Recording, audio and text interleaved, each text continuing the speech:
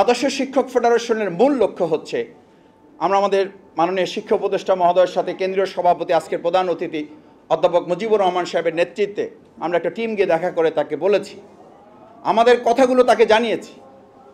সেই কথাগুলোর মধ্যে একটা উল্লেখযোগ্য কথা ছিল, আমাদের সম্মানিত শিক্ষকবৃন্দ যারা বিভিন্নভাবে এখনো নিগৃহীত, শিক্ষকদেরকে রাস্তায় বসিয়ে রেখে আমরা চেয়ারে বসিয়ে থাকি, এটা একটা জাতির উন্নতির কোনো চিত্র হতে পারে না।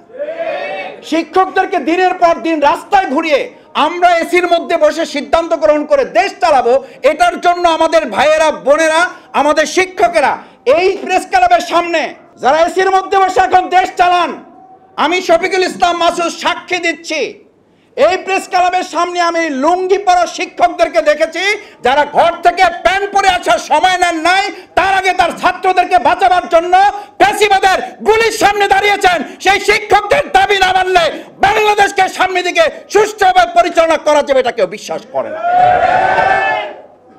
আসুন সেই শিক্ষকদের দাবি আদায়ে আমরা বর্তমান অন্তর্বর্তীকালীন সরকারকে অনুরোধ করব, আহ্বান করব, এরপরে যদি না হয় তাহলে তাদের আন্দোলনের সাথে আমরা একাত্মতা ঘোষণা করে রাজপথে নামা ছাড়া তো আমাদের আর কোনো পথ থাকবে না।